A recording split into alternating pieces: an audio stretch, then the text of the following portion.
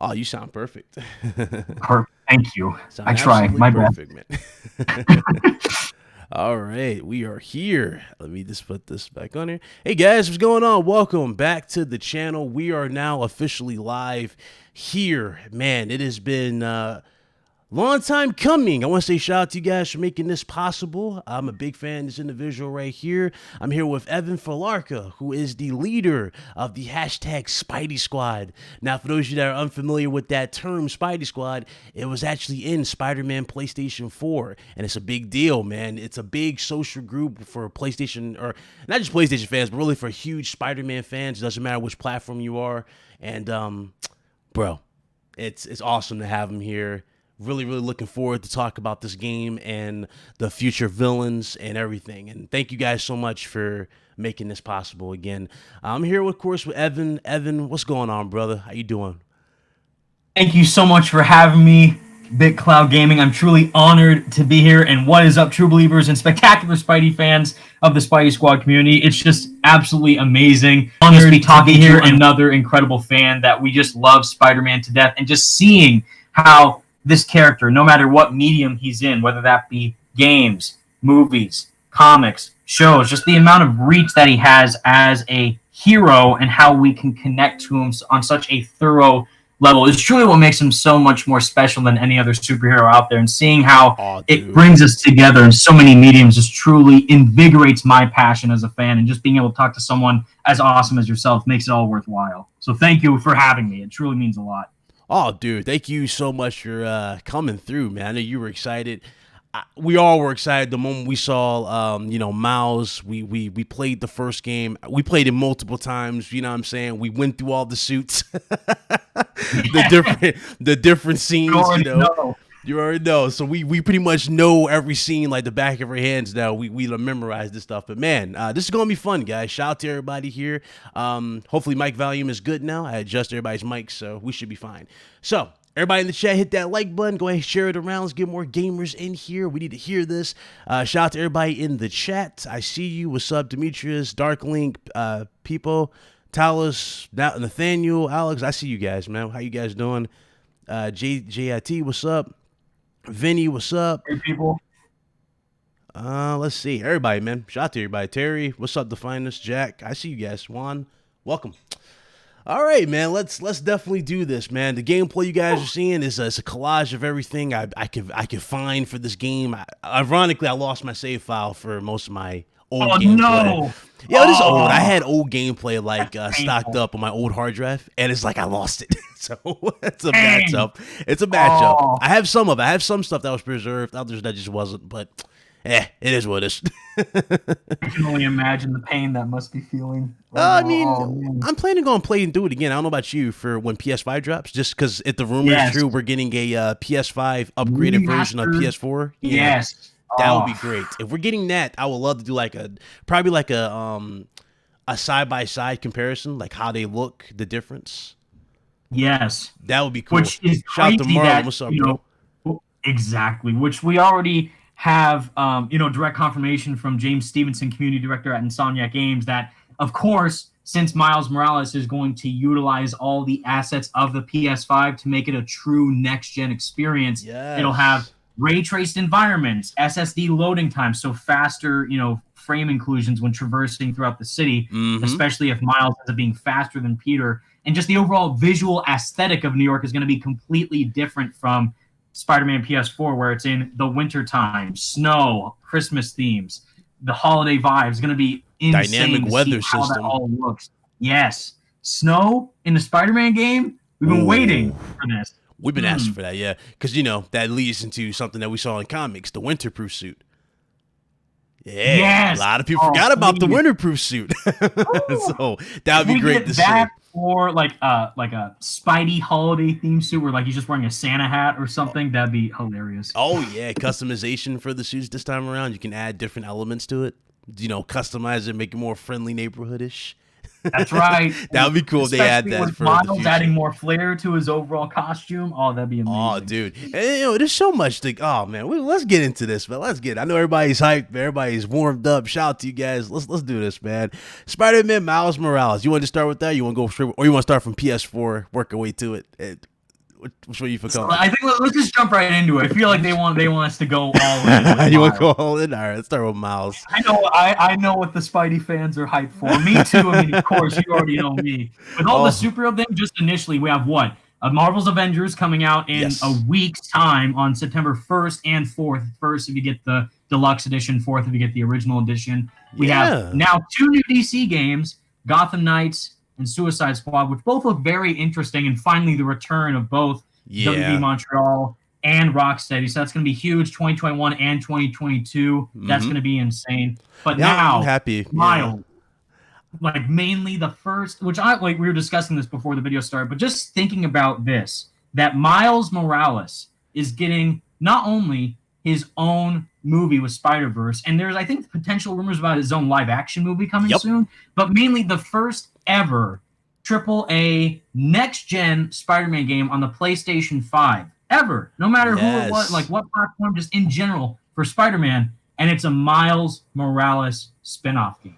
Dude. Just the coolest thing to me personally, because you can think about it like this, where Spider-Man is such a recognizable character from anyone who's seen him from the movies, comics, shows, whatever. But Mm-hmm. if you're just a normal fan, possibly experiencing this character for the first time, because that did happen for people who may have played Spider-Man PS4 for the very Yes. first time as their first initial experience to the character of Spider-Man. And that same exact experience could happen to someone out there, and it's Miles instead. And seeing how he's getting this own story revolving around him becoming his own Spider-Man, becoming the hero that we Yes. all know and love, and seeing how that growth is going to be fully inputted and injected into this game, Yeah. first and foremost, is just so special to me And personally as a big fan of we have the character. It's confirmation too. insane. Yeah, we have confirmation too that the game pretty much takes place right after the events of Hammerhead. Obviously, you played the DLC. I'm hoping everybody else in here played the DLC because we're really going to get into spoiler territory as well for this show. Sorry, we can't like not talk about without getting into spoilers. We actually have to do it. It's impossible. I'm sorry. As much as I tried to write the show, it was like, nah, I can't do it. But we got to talk about it. At the end of Hammerhead's storyline, you see Peter training Miles. Like he has his own mask on, and then he does the leap of faith. And he said that's like your first step to overcoming your fear to become a Spider-Man. You have to get over your fear of heights. Dude, it was funny. He jumps off the building, and it's like Miles naturally, his abilities kicked in, and he was immediately all one with the powers of Spider-Man. It was cool how they did it at the end of the game. Such a big deal. And what I love about that scene as well, especially since the game is going to start off with that, we can now see just how many suits he goes through before he gets the black one that we see in the actual trailer. Because I don't think he's going to start off with that. Right. There's a lot of theories and speculation from the the Spidey Squad side of things, where fans are wondering whether or not that the comics of Spider-Man PS4 are connected in some way to this game, because they have the Spider-Geddon comic series as well as the prequel comics that dive into the overall lore of this version of Peter Parker and Miles Morales. Or I should say there's the prequel novel and then the comic series, which kind of recaps the main events of the first game, City at War. And that's very interesting, as well as the Black Cat Strikes. There's a lot of depth going on with the characters in the narrative side of things, and seeing how, whether or not in this game's universe, Miles will be the one to make his classic red and black suit, or Peter will be the one to help him make it, since they kind of tease that in the Spider-Geddon comic, where Peter meets the ultimate version of Miles, and he's like, oh, you're Miles, right? Oh, yeah, from another universe. And that's a really cool suit. I may have something, up my sleeve with how I might make Miles' suit. So he kind of like teased that a little bit in the comic book for Spider-Man PS4's universe. So I don't know if they'll kind of take from that or not, but I definitely think that we will kind of slowly grow, since it's been a year since the events of the City That Never Sleeps DLC with Hammerhead and Silver Sable and all that. And now Miles is about to go on winter break. There's a whole gang war going on with technology and some company rivalry happening, which I think could relate to Roxxon, which is an energy corporation in the Marvel Comics, which is known to be kind of a bit shady. And maybe Oscorp, or maybe another company within the Marvel Universe that could relate to Silvermane, which is probably like a big gang boss that could be in this game. Yeah. So there's a lot of, in-depth analysis with what we've currently been told from Insomniac and what we've seen in the trailer for Miles Morales. And knowing that, seeing he's trying to do this without Peter, since Peter doesn't seem like he's there with Miles. Miles is just kind of doing his own thing and Peter's off somewhere else. It'll be finally interesting to get Miles doing something on his own to become more independent. Yes. As his own Spider-Man, rather than having Peter hold his hand or guide there. Right. And have he has to have his own battle. 24/7. Like exactly. Like, and it's funny because the theme that they used in the Miles Morales trailer, the song is called "On Your Own" or "On My Own" by Jaden, and it's like, wow. So of course that's already trying to hit the point home. Like Miles is going to be fully independent and individualize himself as his own Spider-Man on his own without Peter, and that's going to be insane. Dude, oh my God, that is true. Another thing too, because remember, we at the start of the Spider-Man PS4 game, we saw the classic Spider-Man's outfit before we even got into the advanced, suit that everybody fell in love with. It is going to be interesting again, like how they go about, Miles' suit, because remember his suit, the suit that he has at the beginning is not going to be like suitable for his new abilities, like visibility and electricity. It's not going to be able to handle that stuff. It's going to rip and tear. So it's going to be interesting who does that, because again, Peter clearly has accelerated his technology over time now. At this point, he had to, because he made the Octo negative suit that we saw in the game, the black one. Was like the Octo Spider suit, and I'm hoping the anti-Ox suit, the black and yellow one. That suit's amazing. It's funny. That suit looks like the Venom suit too. That was just funny. It has a lot in common with the Venom suit. I already know. So they already were giving you a tease. Hyped up to see what the symbiote suit will look like in this universe fully in the official sequel later on. Like, I can't wait. I've been sitting here I made like a few thumbnails about that. I was sitting going, I even had a vision of, I was like, you know what? Maybe it's going to have those white outlines still be the same, but just like the overall suit be black in the red areas and more like white in the blue. Maybe they'll do something like that to mix it up this time around. But that Venom suit's going to be incredible. And the reason why I'm thinking, I had this big theory, and I wanted to talk to you about it too, going into Venom. Obviously, they talked about invisibility, right? Right. One of Venom's main abilities is for him to be invisible and not be on Peter's spider sense. Yes. Do you think Miles might be a setup for this, where he might get the suit on him? That's a great question, and there's a big theory going around that as well, where yes, Venom's main thing, where of course some people say like Green Goblin or Dr. Octopus is Spider-Man's main arch nemesis, and that's very true in a lot of ways. And Eddie Brock, though, has a very interesting connection to Peter Parker and a lot of layers and connectivity to the relationship as both Peter Parker and Spider-Man. The whole reason is we are poison to Peter Parker and Spider-Man. We are Venom. That's the whole connection between Eddie and the symbiote Peter and Spider-Man. That's this whole web, if you will, that connects them all together, and the hatred that both of them feel with each other and how that feeds off one another. However, in this game's universe, it's a bit different because it's not Eddie, it's Harry. Like what we saw in the end of the post-credit scene, it's Harry Osborne who's sick and has the Venom symbiote around him trying to heal him. So obviously they're kind of going more, I would say, in the Ultimate Comics route, where Venom's symbiote may not be an alien life form, but rather some type of science experiment that's trying to be healing the body instead of trying to cause harm to it and feed off of it, but rather what the goal was in the Ultimate Comics, where Eddie's father and Peter's father worked on the Venom suit to cure cancer.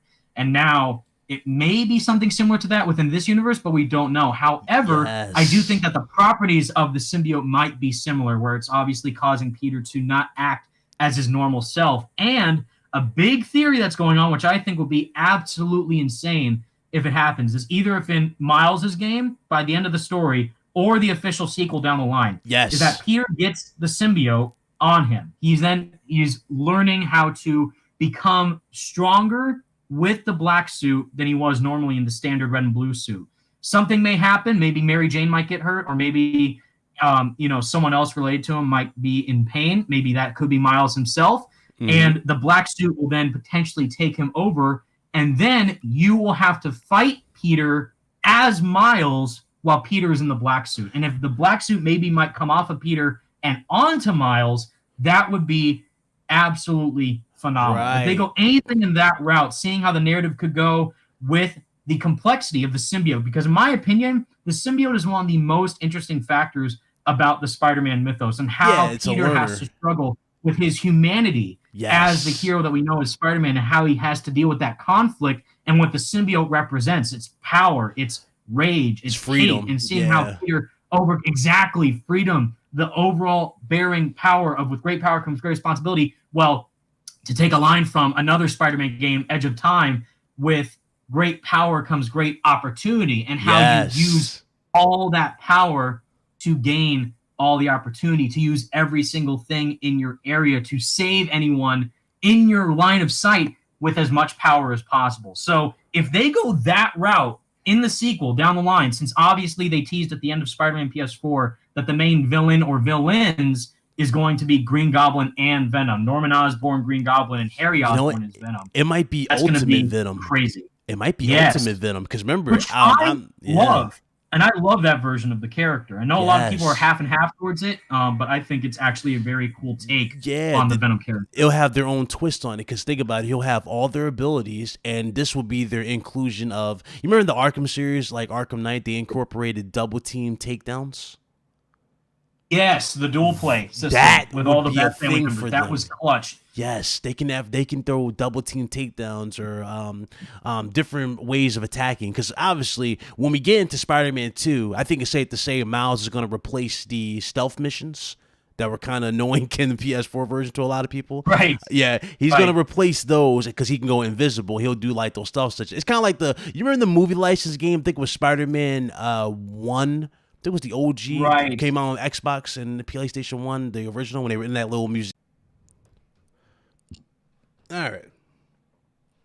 Sorry about that, guys. We back. You guys hear us?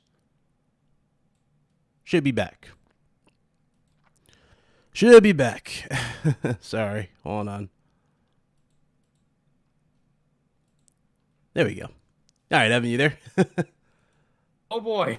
Oh, boy. Back. That was impactful. We out here. We survived. Don't worry. We survived. Okay. Sorry about that, guys. Oh, good Lord. Dude, don't even fret. My internet so here's is like funny. It wasn't your internet. It wasn't even your internet. My damn I had a power surge and my damn thing went down. Oh my God. Yeah. Wow. The power of the sun in the palm of your laptop. Yeah, I had a power surge. Oh man. Sorry about that, guys. It wasn't okay. Okay, we're back. We're back. We survived. Okay. We survived. I would not be surprised if it did turn out to be me, though, because trust me, the Spidey Squad knows this firsthand. My internet connections, whenever I stream on my channel, it's a disaster. So they know firsthand. Oh, dude, you gotta start somewhere. You have to start somewhere. You know how it be. So we know how it is. Are we good? We're good. Let's see. Everybody hear us? Yeah, they hear us. Okay, let's make sure everybody can hear us loud and clear. All good in the hood. All right, cool. So what were we? I think I was talking about suits. That's the Oscorp missions. I know for a fact that, like we were saying about the first movie tie-in game, I know exactly what you're talking about. I'm sure all of the Spidey Squad members in the chat know this as well, is that there's that mission, stealthily, where you have to try and infiltrate Oscorp as Spider-Man. Yeah, and it's so broken and terrifying because the game is obviously not made as a stealth game, but they still incorporated that type of mission structure for that game to sneak around and infiltrate and gather data. And it's terrifying. As a kid, it was traumatizing because once those Oscorp robots spotted you, you were done. It was a wrap. Finished. So since Miles luckily doesn't have to worry about that, since he can just go invisible on the spot, it'll be interesting to see how they evolve that, like what you were saying earlier about the stealth missions as Mary Jane and Miles, and even some parts as Peter, but mainly those two. It's going to be interesting to see how that structure evolves with those characters down the line, because we saw in the trailer that Miles is walking around in the open world just as Miles. Yeah. And if they further that story narrative of you can play as Miles without wearing the suit during story missions and seeing how that will evolve as a mission structure and kind of doing some spider antics outside of the costume, which one of my favorite missions in Spider-Man PS4 was where you are Peter infiltrating Mr. Negative's lair in the feast shelter as Peter, not just as Spider-Man, but you're in Peter's normal clothing trying to sneak around doing Spider-Man stuff. And if they do more of that, then I will be insanely excited because that shows again the duality. The best stories, what they've said is where Peter Parker's world and Spider-Man's worlds collide. So seeing Peter having to do these situations or Miles do these situations outside of the hero suit, but still be the savior of New York that we all know and love in a very cool way like that connects them more to these characters would be a blessing to see unfold. Yeah, it's funny because Miles has he has a early run in with Rhino. It's gonna be interesting to see how that dialogue's gonna go now that he's Spider-Man. Now that he is a Spider-Man, because remember he was terrified in that stealth section where Rhino was literally looking for you. So that'd be cool to see how that dialogue changes. But oh man, there's so much to look forward to, which I'm so happy for. I'm wondering if we're gonna get, honestly, I would not be surprised if they threw in Mysterio in Spider-Man 2 as another supporting villain, and especially if they take notes from the movie. Because remember, what do we know about the first one? What do we know about this one? Aunt May's gone. Uncle Ben's gone. Rip. Rest in peace. You got Doc Ock turned on him, became Dr. Octopus now. I can see nightmare sequences, kind of like the movie, them doing stuff like that. And that can lead into even more anger with the Venom suit if they ever were to trigger it. Right. And also another factor is Yuri Watanabe, Peter's police friend. It's funny. Is the wraith. That. Yeah, a lot of people did. I'm glad you knew that because a lot of people didn't know who that was. I was sitting there going, guys, she's going to transform into Wraith. They was like, who's Wraith? And I was like, okay, here's a rundown. For those of you that don't know who Wraith is it's it's basically a combat militia, kind of like a Deadpool-ish knockoff character. Yes. And it changes. Right. Yeah, she changes. The character changes depending on the person, the user. So one person, let's say somebody who's good at tech, that person will use more tech-based weapons as Wraith versus this person who might be good with samurai swords. The character changes, and there's like different iterations of them. Now, what makes Yuri Watanabe so special? What's up, Salty? What makes Yuri Watanabe so special as a villain?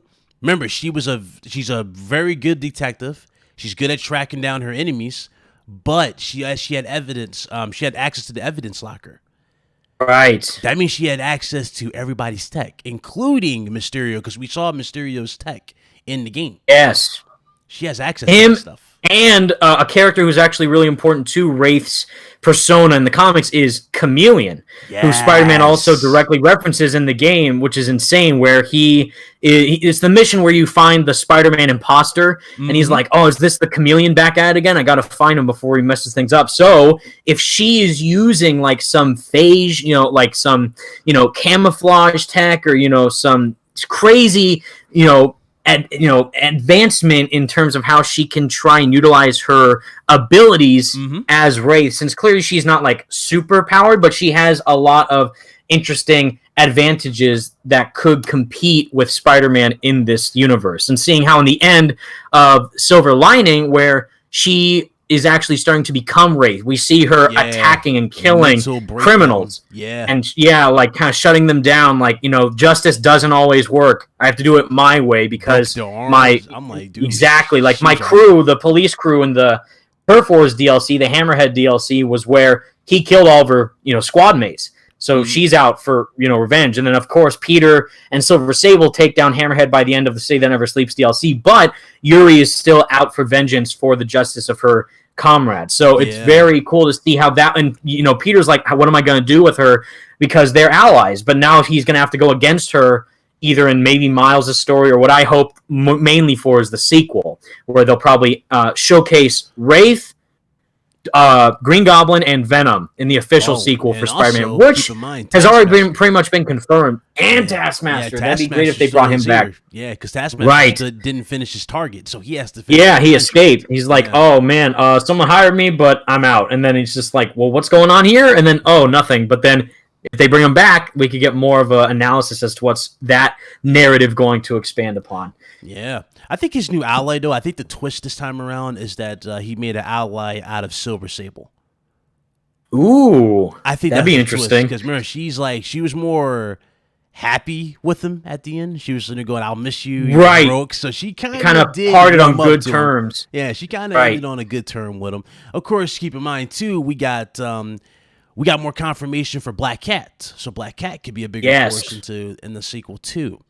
hopefully she gets more runtime because she was great. I thought they did a great job with her character as well, bringing her back. Honestly, like everyone in the chat already knows this, I'm massive fan of Black Cat, and Erica Limbeck's performance was phenomenal in the Heist DLC. She was fantastic, and if they bring her back, because what we saw in the Silver Lining DLC is that she did not die, but then she faked her death, and then she took the Magia drives to Spider-Man to use as evidence to take down Hammerhead, and then she kind of left. She's not gone, just kind of, went away from Spider-Man, but I don't think that she'll be gone. I think that we might, like you say, see her return in maybe Miles' story or the official sequel, and hopefully, as a playable character, because I think that would be really cool to see them expand that. Like what? We have Peter, MJ, and Miles as playable characters in Spider-Man PS4, and Mary Jane and Miles didn't have any powers in the first game. But now we're getting a standalone Miles game and seeing how his powers are going to be completely different from Peter's, and what they've already said, his moveset, his overall aesthetic as Spider-Man is going to be a 180 from what we experienced as Peter, so it's going to be more inexperienced since Peter has been Spider-Man for 8 years, or in the sense of Miles, it'll be 9 years when that game takes place, and he's in the prime of his career with Peter. Miles, he's only been Spider-Man for like a year probably, and he's still learning to get, to hone his powers, and seeing how in this game, I'm assuming, we'll probably see him still utilizing the Venom Blast and the camouflage to his max potential, and seeing how he can kind of grow as his powers evolve, and seeing how that will be continuously added with, of course, the upgrade tree and skill system. But from a narrative perspective, he'll probably get more used to his powers as we continue through the story, which is going to be very exciting. Yeah, the camouflage, not camouflage. No, what's camouflage? No, the invisibility ability. I can see him actually just naturally progressing to get, but maybe he'll need a suit later on to be fully invisible. That's where the black one comes into play. But the electricity, if we saw in the trailer, remember when he got electrocuted, he kind of was wearing the black suit, but it melted away. Yeah, so he was using that like to max 110%. My Hero Academia plus Ultra style, like he went above and beyond, like, oh, I gotta save whoever I'm trying to save, or I gotta stop this thing that's about to hurt me. So he used his Venom Blast all the way out to make sure that it didn't hurt anyone. But yeah, you see like his suit particles are coming off of him, like the mask tears off, so that's gonna be crazy. And if it is who we assume either the main villain or at least a villain in this game is none other than Aaron Davis, the Prowler, is going to be very interesting to see how that is incorporated narratively and how Miles' character will react to something like that. So do you think, what am I about to say about Miles? Do you think in a realistic perspective, that we're going back to the Daily Bugle, maybe? So this has actually been a theory from people, is that where Peter was, a employee at Octavius Industries working for Otto Octavius, but now he's gone. He's, of course, now Doc Ock, and now he's in the raft, so he's been locked up. And if you check even further in the DLC of Spider-Man PS4, if you go back to Octavius Industries, it's shut down. Like the whole lab has been, blocked off, like because of what went on there with Otto. So no one's allowed in there, and the whole, industry, the company, whatever, quote unquote, is no more. So it's been broken down. Peter is out of a job, and we see him at the end of the first game. He's trying to still find a job, and he makes the joke, "Oh, I'm going to be a chef," and Mary Jane laughs about it. But really, I think it would not be a good idea for him to work for the Daily Bugle, because then that would just kind of go back to the classic roots, where Insomniac have made this clear. This is their own Spider-Man. This is their own unique take on the character and how he is different from the standard norm. They still keep the classic essence of who Spider-Man and Peter is as a character, but as a hero and as a person, it's a bit different, which I love him trying to do things as Peter to still help people outside of Spider-Man. That's what he did with working with Otto, the prosthetics, people, amputees and war vets, all that. Yeah. So if he uses that further and what he's learned with Otto and takes that out in the field, either I hope they don't go like the Dan Slott route with Parker Industries. I don't want that, but as a good comparison or as a good contrast to that, I would actually like to see him as possibly a teacher or a teacher assistant, since we do see in one of the collectible backpacks alongside of the Spidey Squad Easter egg, Peter was, I believe, a teacher's assistant at ESU, Empire State University, the college that Peter attended, and Miles is attending Midtown High in New York. So if Peter maybe goes back in that direction, instead of working for the Daily Bugle, he could be a teacher assistant at Midtown High to keep tabs on Miles, or maybe go back to ESU as a teacher or a teacher assistant of sorts. I think that'd be a very cool progression of his character going forward instead of backwards with the, what Peter left the Daily Bugle in this universe because of how he did not get along with J. Jonah Jameson, and he tried to blame Spider-Man for murdering people that Electro did in this universe. So yeah, in that newspaper clipping, right? So there's a lot of depth there. Eddie. Well, actually, exactly. Technically, because Mary Jane works for the Bugle, right? So so it'd be kind of Eddie, but it would be Mary, and Mary would get the pictures just from Peter just doing Peter stuff, just flying, doing all the thing. But I'm wondering if that's the trade-off they're doing, like the twist, where he follows MJ one day and he sees them socializing. Yes, he might get jealous or something. Yeah, who knows? Maybe. Spider-Man 3 style. Oh yeah, he's gonna put some dirt in his eye, really bad. But if they do that in a very cool way, there's a lot to be done with every character. I mean, Miles is getting his own game, which is crazy. They already teased that the official sequel is being made by Brian Intihar. Since the creative director of Miles is not Brian Intihar, it's Brian Horton.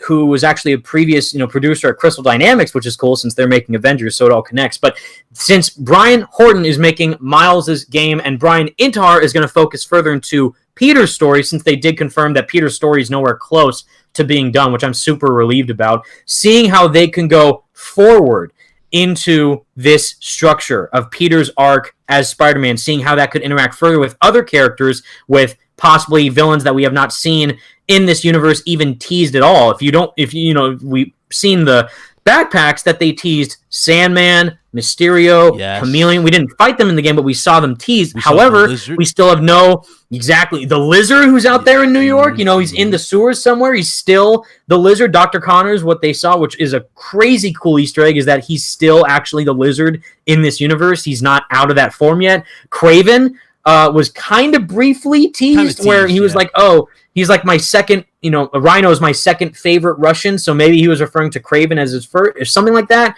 in a very cool way. If they bring in other, villains to flesh out this universe further, as well as, of course, the main heavy hitters with Venom, Green Goblin, Wraith, continuing those arcs with this version of Norman. Exactly. Because, remember, Avengers Tower is in the game. Yes. The Wakandan Embassy is in the game.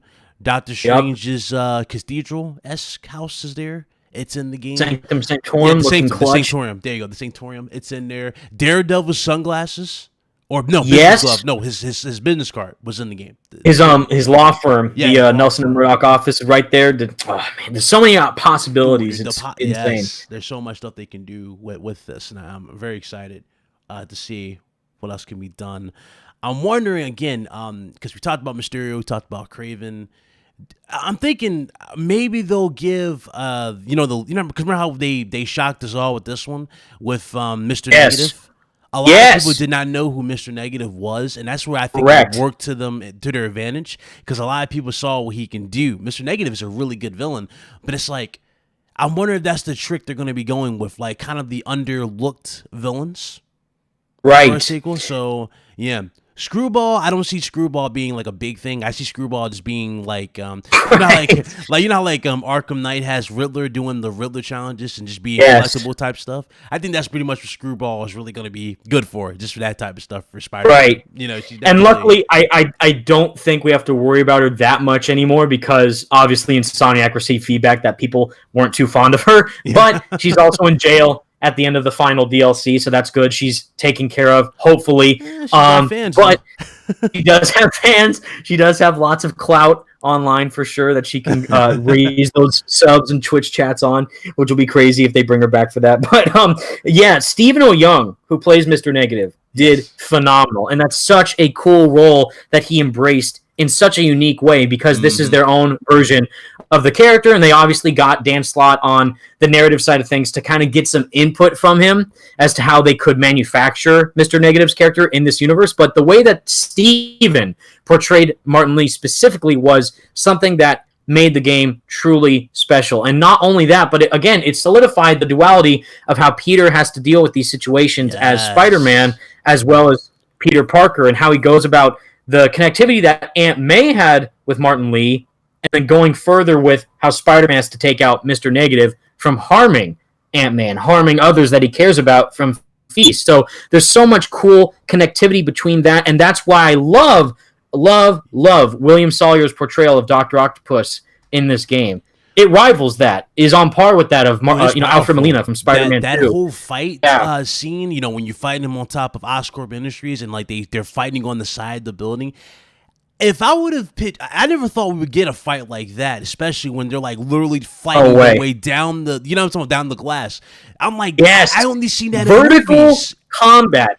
I only seen that in movies. Like I never thought I would see that. It was crazy how well they shot that. And man, being able to control that, you're there in the action as Spider-Man doing that, which makes it so much more impactful as a player and a viewer, because you're obviously experiencing this as like a cinematic experience, but at the same time, you are the experience. You're controlling how these fights play out and how you go about taking out these villains, these enemies, these foes that are so iconic to the Spider-Man mythos, and seeing how well they built up the relationship between Peter and Otto throughout the whole narrative of Spider-Man PS4 made it that much more engaging to fight. No, I don't want to fight you as Dr. Octopus. I don't want to have to beat you up because I actually care about this character. And seeing how to trace that back to Miles is how, if that happens again with Miles versus the Prowler, Aaron Davis, or whichever villain they go about, is going to make it that much more heartbreaking to see how Miles is going to have that same amount of struggle that Peter fought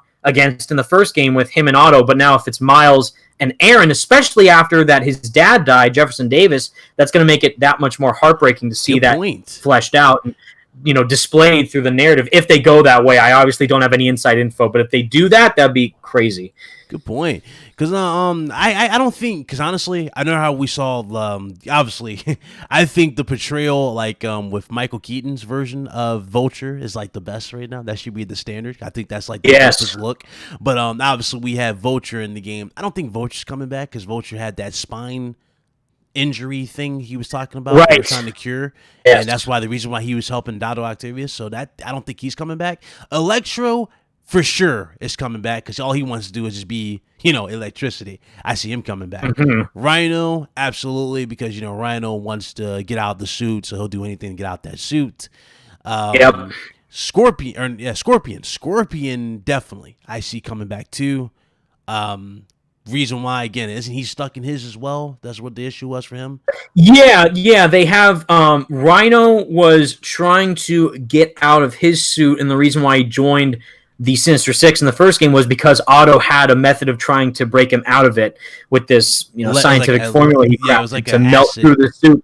Yeah, exactly. And then Scorpion, he's also stuck in his suit, but he kind of just accepts it. He's just kind of more low-key about it, and he tried to get rid of his debts for what he got as Matt Gargan. Yeah, that's right. Yeah, debts that he had that Otto could get rid of and have a clean slate for his record, which is an interesting, motivation from Matt Gargan. But he's obviously more of the simple-minded side, like Shocker. Obviously Shocker just wants money because Herman Schultz is a grade A stud in that front. But if they go about that way again, it'd be interesting to see how maybe they've grown as villains. Maybe they've picked up some new tricks after fighting Peter. And if they fight Miles this time around, maybe they might question who's a second Spider-Man. Like there's two of them now. That could be crazy. And seeing how the city and the people of New York in general, villains, citizens, people of New York, cops, the authorities, how they will react to Miles as Spider-Man instead of Peter, no matter where Peter is, because obviously he's not dead, because they already said he's alive and well, and they'll continue his story further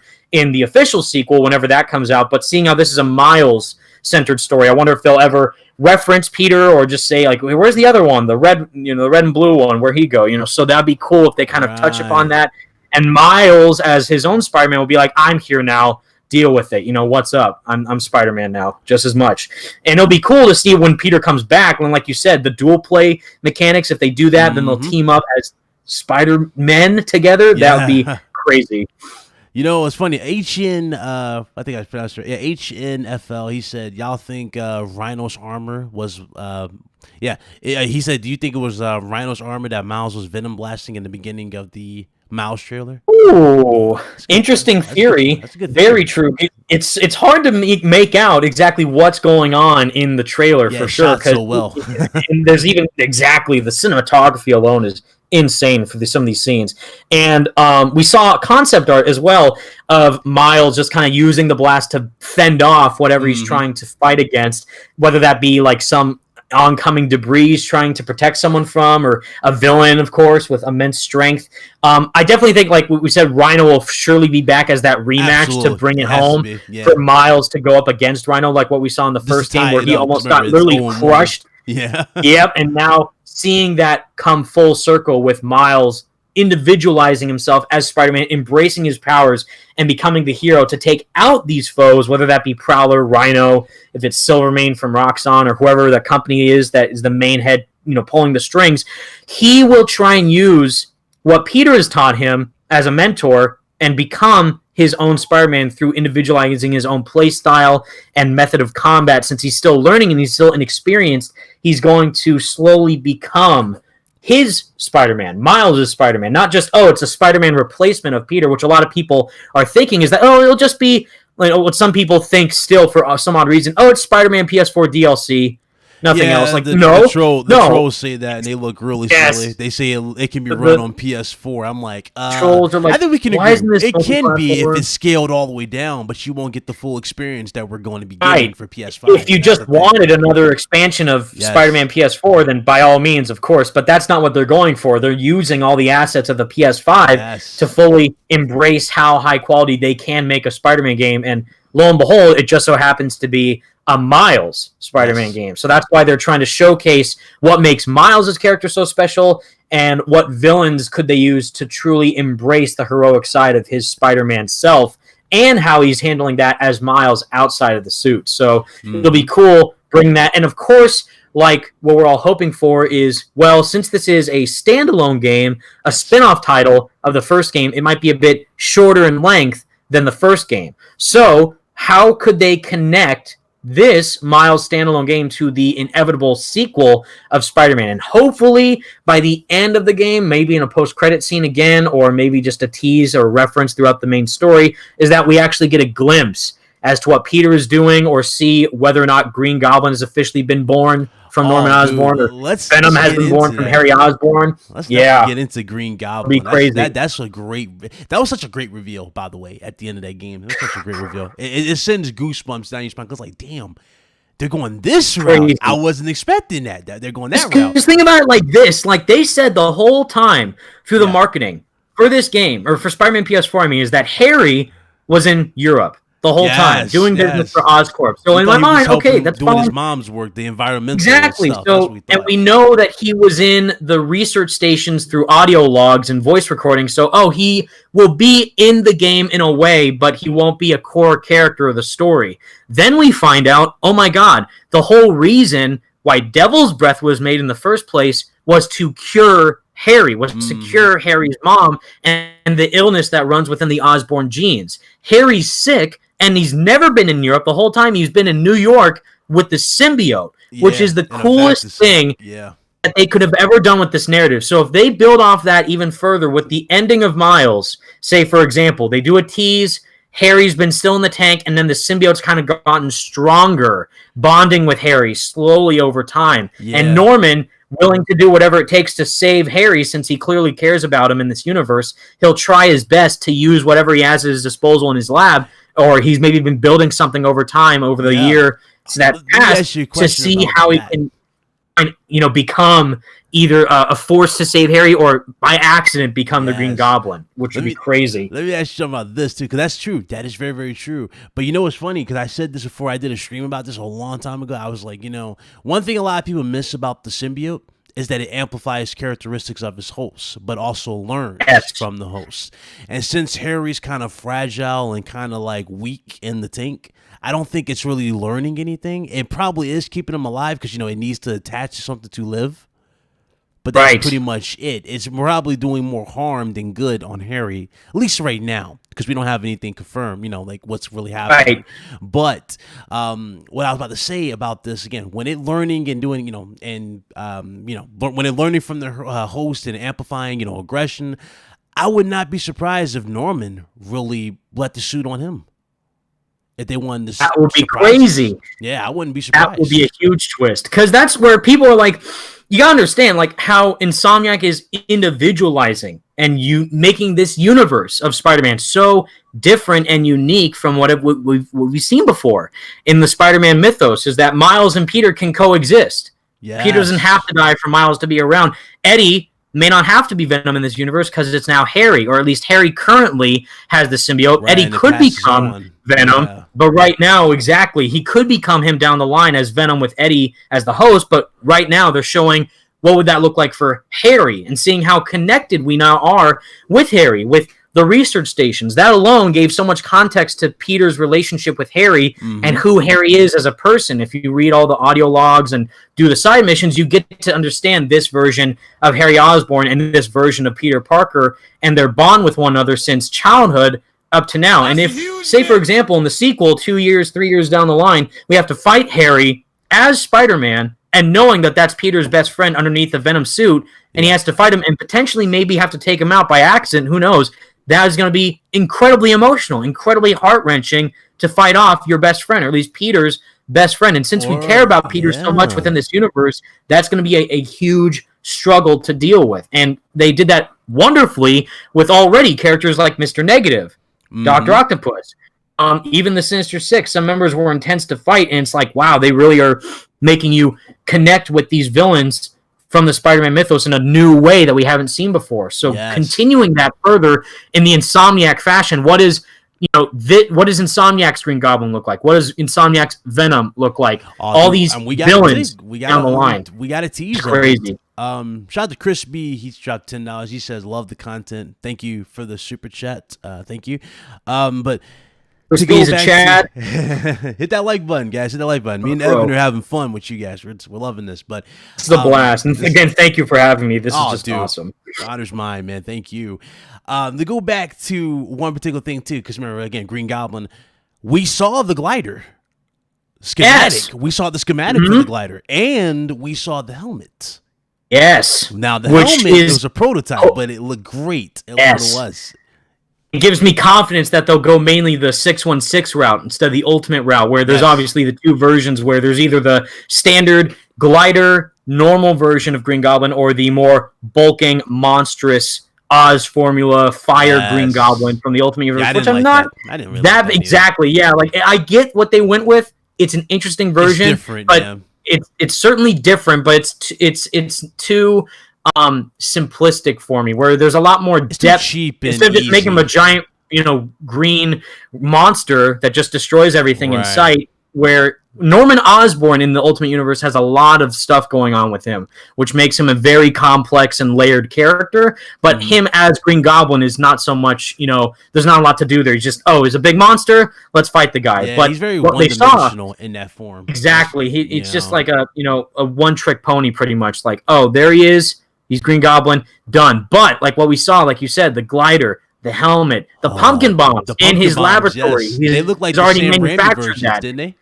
Yes, they the look purple. Like they have purple. Exactly. Like in the Sam Raimi they were gold, but this one, the orange, gold, green vibe. But this is like, core Green Goblin, pure evil, purple, Norman Osborn aesthetics. And what we see, like Norman obviously has a hidden agenda. For sure. So he's obviously trying to do this for Harry, though. But again, what else is underneath the surface? There's a lot that Mark Wilson played Norman Osborn in the universe of Spider-Man PS4. He did a great job as Norman. He's so, not menacing, but so, conflicted of trying to go from one person to another and trying to balance that as I am the mayor of New York City. I'm trying to do things for the good of the people. But really, no, he's trying to do it for Harry, but also using whoever he can to get his way. Well, we saw Otto Octavius. He totally wrecked him in his career. That's why Otto was so mad at him in the first place, and the entire reason as to why he made the arms weapons to go after Norman and ruin his,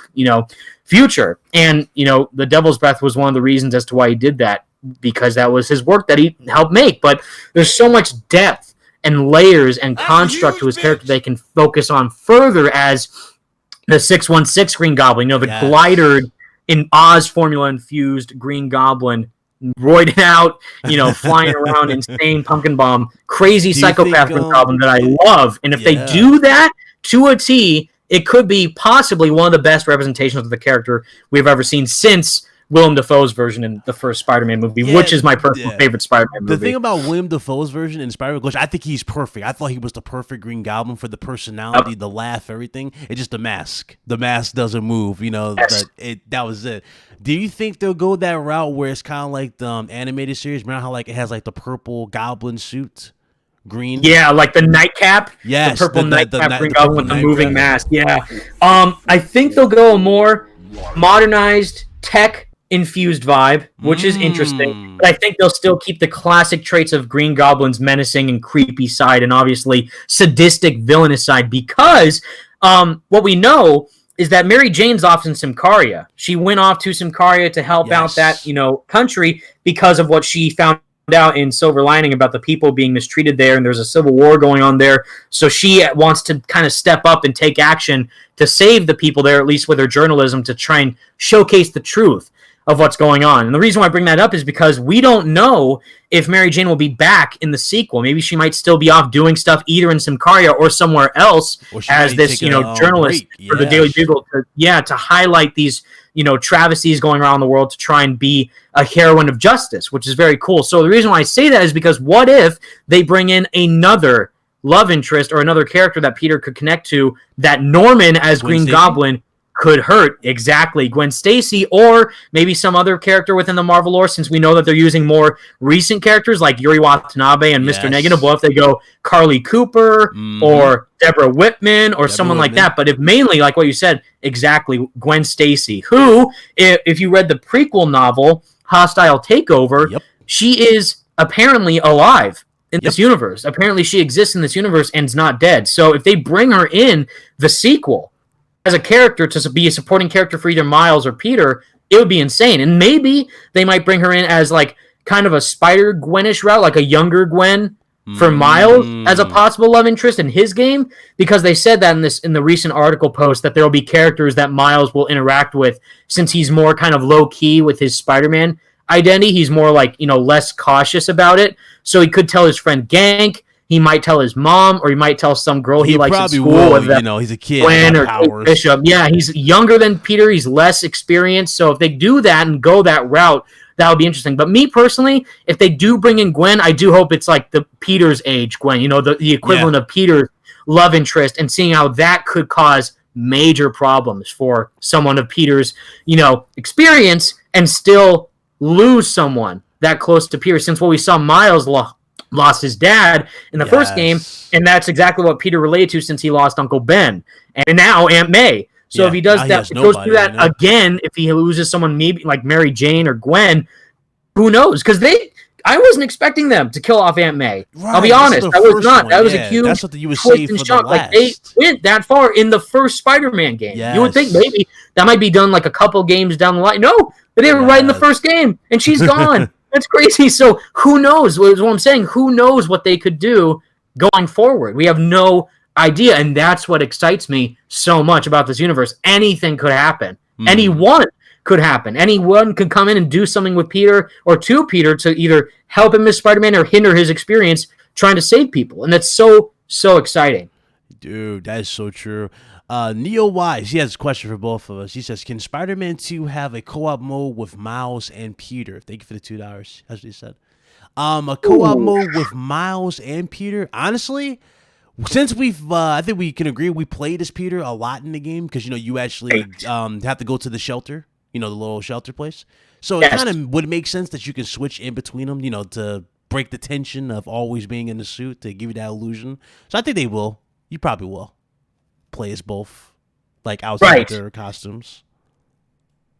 Yes. In a co-op manner, though, that's where it gets interesting. Because as a reference, what we've seen currently is that seems to be a big trend, at least right now in superhero games. I mean, we have Marvel's Avengers, 4-player online co-op, live service elements, which is interesting. Mm-hmm. Not really what I would expect from an Avengers game, but still is appealing in its own way. Teaming up with friends to just take out enemies as the Avengers is fun, but it kind of loses the importance of the story relevance to the characters. What they're doing is just kind of going in from base to base, defeating enemies, and then doing the same thing over and over again. Now, DC's kind of going in that route with Gotham Knights and Suicide Squad, where it's 2-player co-op for Gotham Knights, but still a single-player experience if you want it to be, and a story-driven campaign with how the Gotham Knights are trying to become heroes in Gotham now that Batman is quote-unquote dead, and also defeating the Court of Owls, who's kind of pulling the strings of the whole operation. And then Suicide Squad is 1 to 4-player co-op, still a single-player game. Both of those games, by the way, are open world.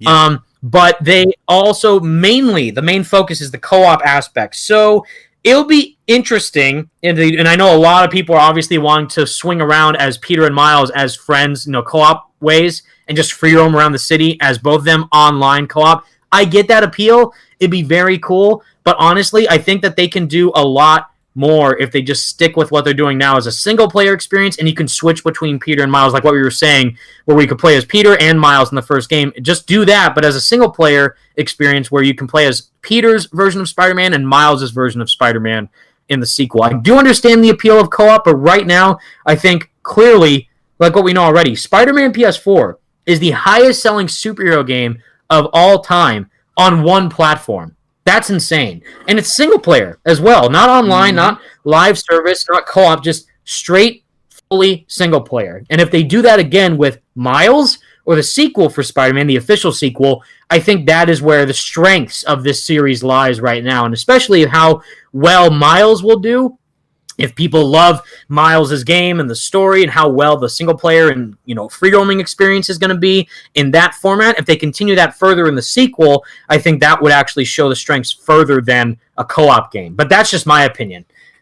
Okay, good point, man. Good point. Shout out to Undead Magus who subscribed. Welcome, thank you. It's dude. Good points, man. We're having fun. We're having a blast with it. This is good points. Try my best. Man, it's so much because it's exciting as hell because it's like we see so much in this game. It's crazy because we barely seen anything, and yet there's still so much to break down. Like that's the coolest part. Yeah, we're just getting started with references. Like, let's see. Hold on. Do we go over? Obviously, we went over the demons, Martin Lee, so he's more than likely could come back, but we don't know when they'll bring him back in the sequel. Right. Yeah, he could. Because Brian Intihar confirmed he's MIA, missing in action. So he's not dead. He's not gone. He's just somewhere, and we don't know where. So that's another villain that could return if they choose to, for sure, which would be crazy. I'm trying to think, is there an ace card in Avengers type of team up? In this game's universe? In this game's universe. Because remember, it seems like they got multiverse. In a way, with different crossovers. So I'm wondering if they're gonna have that as like a big, ambitious, long term whole. Because remember, we don't know how many Spider-Man games we're gonna get. It could be 2, it could be 3, it could be 4. We're not really sure. We haven't got confirmation yet. We just know that the first one did unbelievable. And it had it had so much good marketing behind it. Did you know that the bus, by the way, that they had for the game was in Far From Home? Was it really? It was in Far From crazy. Home. You know that part where the Spider-Man theme? Because if you guys don't know, the marketing campaign for Spider-Man PS4 was insane. They had these giant banners, murals, and then the exactly the overall vehicular marketing with the buses and the train. The train in New York City, they had that whole hype train, the subway. Down with the Spider-Man oh my god! And I wanted to ride that thing so bad, but I'm in California, so I'm way across from the US to do that. Full of marketing. It was insane, dude. They had it all. But that's insane that they put that in Far From Home. Are you kidding me? I didn't know that. That's actually to give you a hint that's where insane. It is. You know that part where so before he finishes, after he beats Mysterio and jumps down, he has the little shield with the sign and his little hand and one of the weapons in his hands. You can see it on the far left. It's on the far oh, that's crazy. It's on the far That's left. sick. A lot of people didn't catch it. Oh, It's that's on the far awesome. left. I was like, dude, this is so Multiverse much confirmed. reference. And they So confirmed, now, Jonas came back. Insomniac Spider-Man has a cameo in Far From Home and Spider-Verse. Yes. That's a W.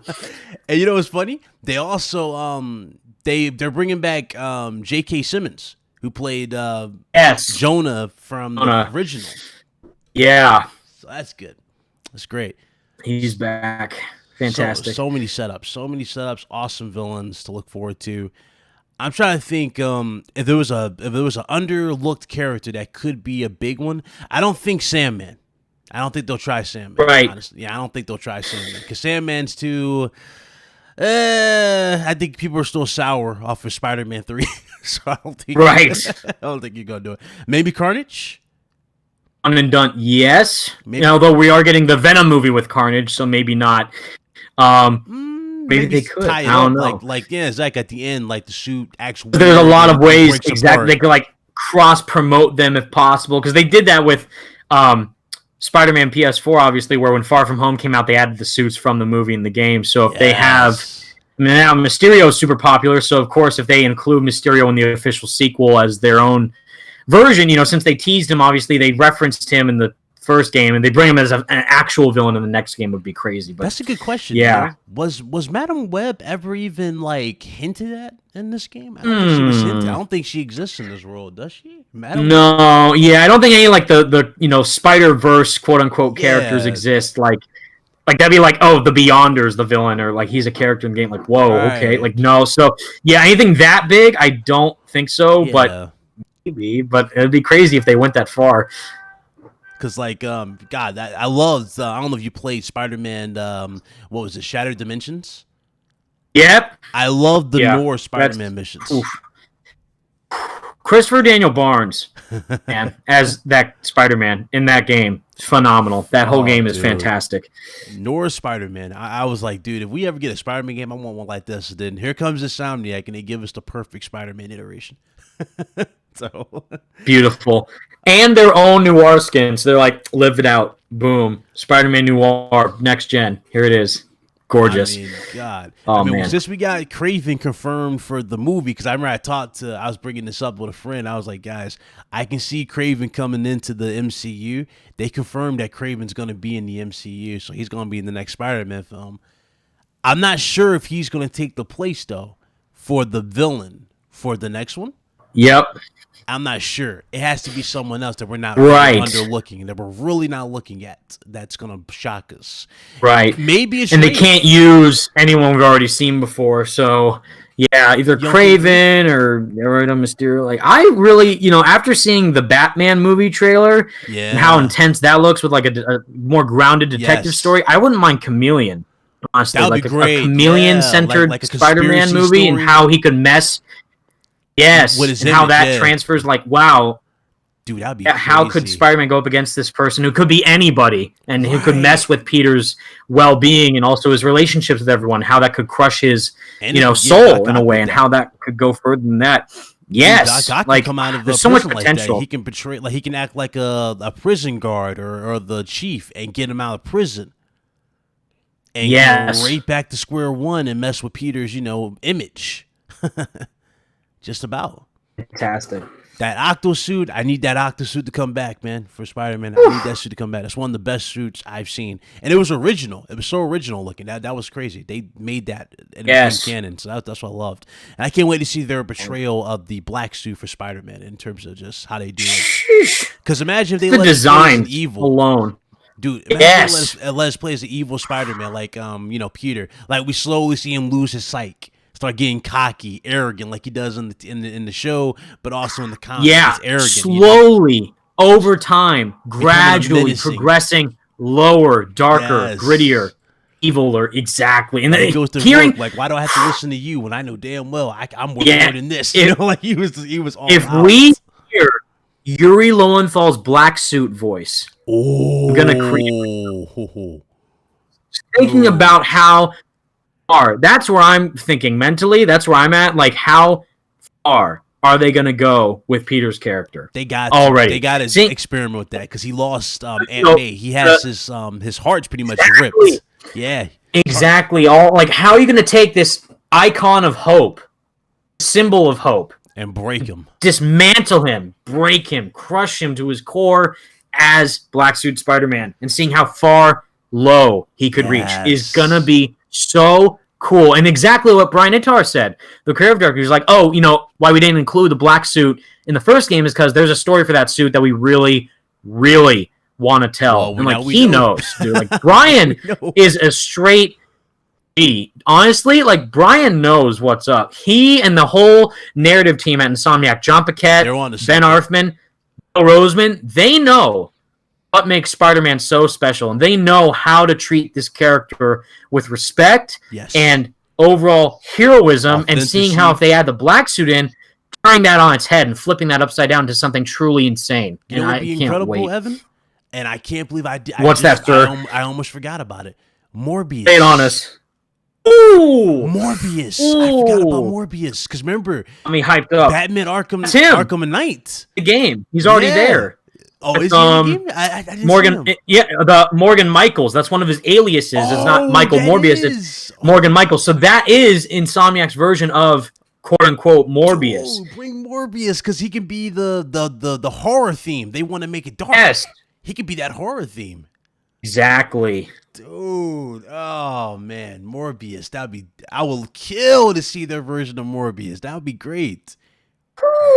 That would be clutch. Oh my God. Man, jeez. So that's another sequel that could be in there. Morbius, guys. We said Carnage. It's a W.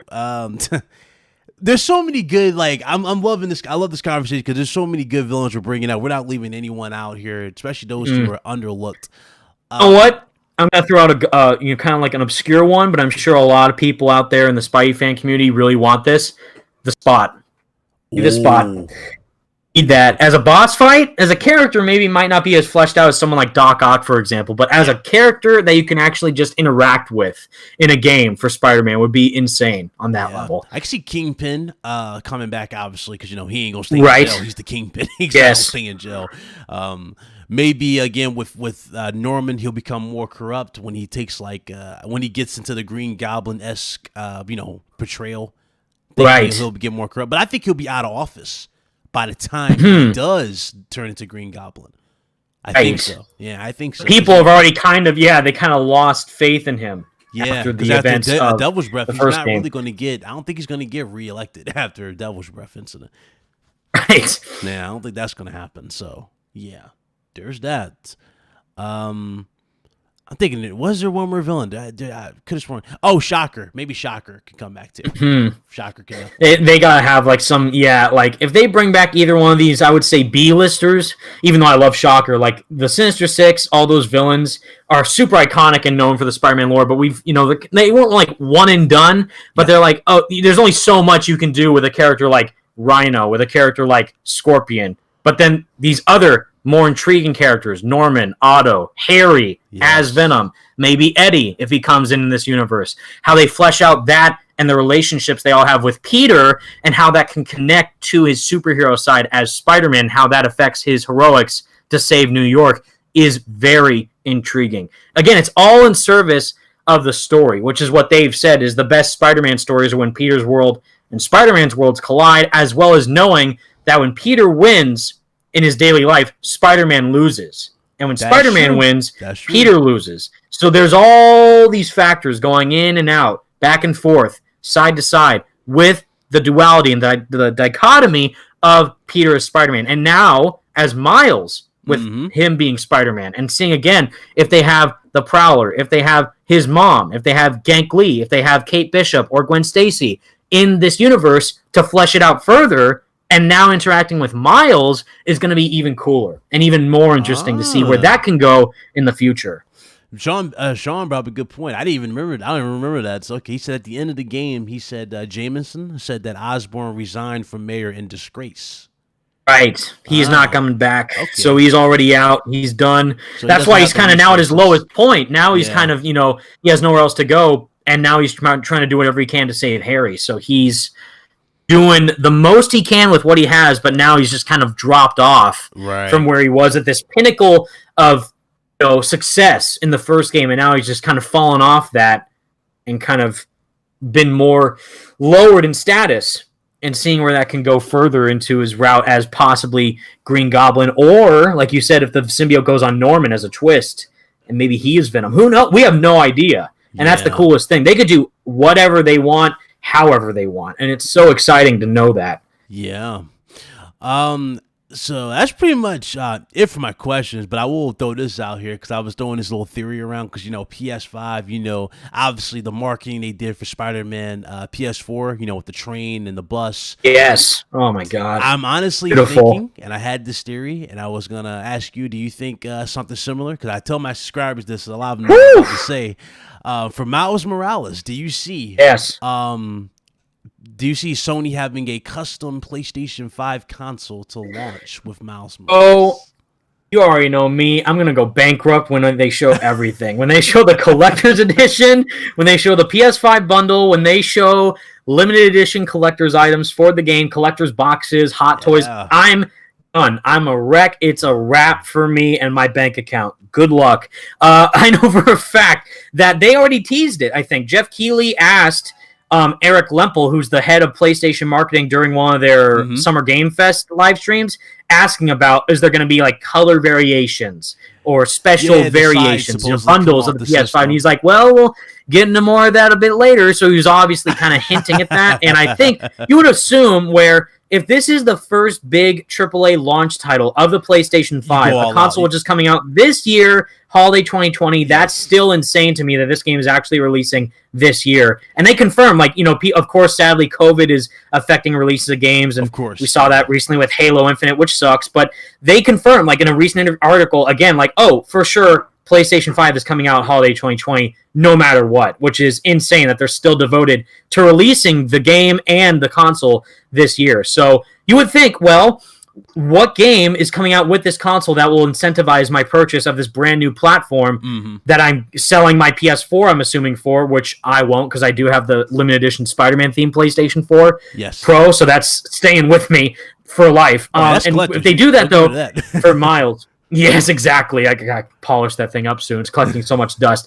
But if they do that for Miles, a black and red Spider-Man symbol PlayStation 5, with the controller decked out with Miles' logo and suit aesthetic, it's a wrap. It's over, and that is going to sell out in seconds. That's going to sell faster than a collector's edition. That's for damn sure. It's going to be gone. You're not going to. It's done. That. Yeah. To blink and you'll miss it thing. You got and they already said one per household. So you got to secure that ASAP whenever they reveal it. And if not, they could do a bundle with the game as just the standard white PS5, but just with Miles attached to it, which I would assume would make sense since this is a brand new next-gen game and they want to sell that bundled with something. But if they're going to bundle it, I would think they would bundle it with a cool variation of the PS5, especially if they all ask.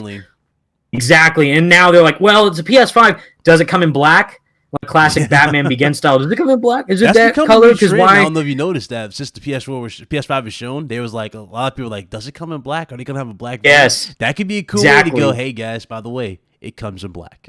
Yes, it comes in black, and not only that, it comes in Miles Morales black, which holy smoke!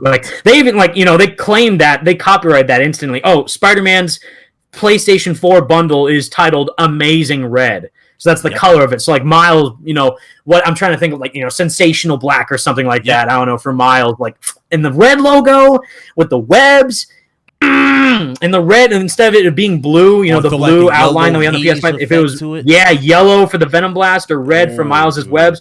Woo! It's over. It's done. I can see it right now. I know, and I have no more space in my house to put it. The thing is, Evan, we're just starting with next gen. We're not even at the end. We're at the start of a new gen, and we're getting started with this stuff. So you already know they're going to go all out, and I just can't wait to see. Oh, you already know, just seeing how, the Venom blast with the orange/yellow aesthetic would be crazy. Yes. And just again, seeing how, think about it like this, PlayStation has had these great lineup of games forever. PlayStation 2 era was their golden years. PS3 is a little bit of a whatever, so-and-so. Yeah. PS4 blew it out of the park, literally made Game of the Year quality titles every single year during this generation for the PS4.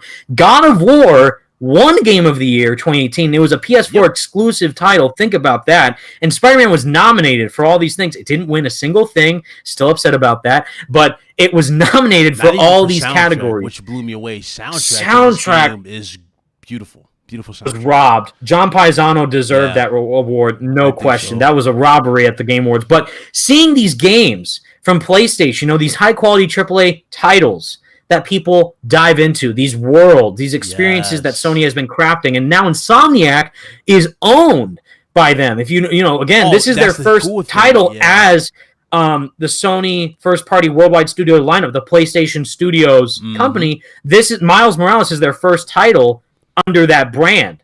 So now they have the full backing of Sony publishing this game fully with all the resources at their disposal as a first ever launch title of a brand new console going into next gen with the PS5. And who is it?